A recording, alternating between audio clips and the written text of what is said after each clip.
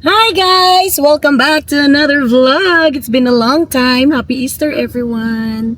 Easter ngayon dito. Kami ay pupunta sa Cabelas para mag bunny pictorial today. May freak out. Hindi naman free. Free siya. Pero magbabayad ka kung magpa-print out ka ng pictures. So may 20, may 30, may $50. So depende kung ilan at kung anong size ng picture na gusto niyo. Dito, snow. Yan. So kahapon sobrang ganda ng panahon tapos biglang ganito na siya na naman. So hindi pa talaga siya over till it's over. It's not yet over till it's over. So may may branch siya sa cross iron. So last year nag cross iron kami para sa bunny pictorial, pero this time meron available sa Northeast, kaya sa Northeast na lang kami, mas malapit pa sa bahay. So yun. Kita-kita tayo mamaya sa Cabelas Pro Bus, Bus Pro, ewan ko ano yun, Bus Pro, oo. So doon kami pupunta kasi mostly naghanap ako nung Friday at Saturday. Ang karamihan sa kanila Saturday lang yung bunny nila pictorial, tapos yung egg hunting. So sabi ko baka hindi na, may nakita ako doon sa Cabelas, meron silang available. Kaya binook ko na. 2 slot na lang yun actually sa morning. Tapos sa afternoon, isa na lang. So sabi ko morning na lang kasi para mamayang hapon makapunta pa kami kung gaganda yung panahon, kung mag-change yung weather. So, at the next slide. So andito na kami, nakapag-picture na actually, hindi ko pa ito yan. Yan yun si Bunny. Yan. Ang cute ni Bunny. Ay, very cute ka rin, Ivory. What's that, fish? Binigyan siya ng fish. Okay, let's open. Let's open the fish. Open, Daddy, please. Daddy will open. Hi. You should. Daddy will open. Ang cute ni Bunny. Cute si Bunny. Hey, what will you say? Oh, no. Pick it up. So dito naaliw siya sa mga animals. Doon sa taas. Come. Give it to me. Thank you, Avery. Thank you. Thank you. May mga animals dito na nagustuhan niya. Naaliw siya. Sige. Tapos na kami guys sa Bro Pass shops or magpa-picture kay Bunny. So punta kami ng Jollibee para lunch kasi masyado pang mas snow. Ibalak namin after dito kung maganda na yung panahon, punta kami doon sa farm yung may maraming mga mga alipores. Kaya yun. So guys, di kami natuloy sa Jollibee kasi maraming tao. Haba ng pila.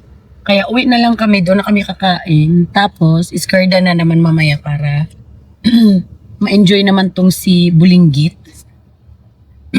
Punta kami sa McLeod, Southwest, doon sa Sky Castle. Pwede naman daw yung ganitong age. So, treat natin siya for Easter. Easter Sunday. No, Avery! Busy ka kain. Hi! No! Yuck! Say hi! Hi! Say hi! Ikaw pag walang kamera, listo ka. Peekaboo. Peekaboo. Peekaboo! Okay, play. Play with Daddy, baby. Play with Daddy. Go to Daddy. Go to Daddy. Careful, ha? Careful. Hi. You want to go and play there? Huh? Okay, you go play. Yan, so ito lang yung space ng toddler. Pero pwede kayong pumunta sa labas din. Mga, ito yung mga ano nila dito. So yan yung sa loob guys ng Sky Castle. $15 lang yung entrance. So hi guys, andito na kami sa bahay. So nagluto ng shrimp. Tapos ito naman si Bulinggit. Kumain na. So kumakain na lang siyang mag-isa. Pero minsan ginaguide pa rin siya kasi naglalaro minsan. O tingnan.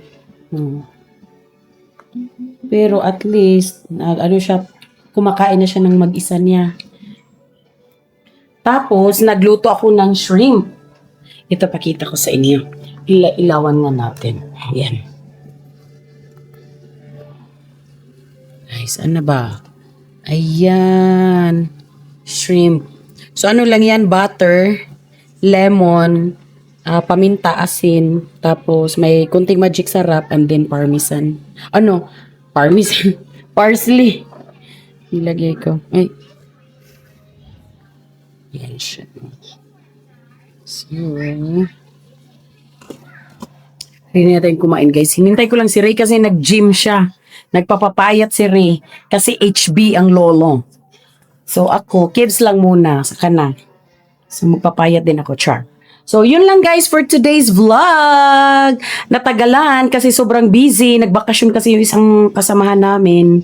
Ay, nag-take siya ng French para sa PR pathway niya. So ngayon nakapasa siya.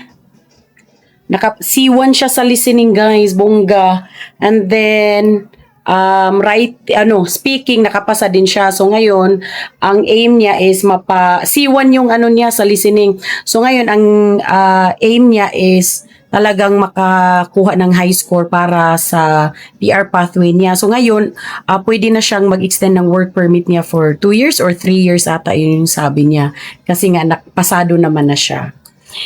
And so, balik na naman sa normal yung schedule namin. Pero sa May, hindi na naman kasi si Aldrin yung kasama namin magpa-opera sa katarak niya. Majonda na si Aldrin. So, yun lang guys. Happy Easter everyone. Thank you for watching. Until next time, God bless. Bye!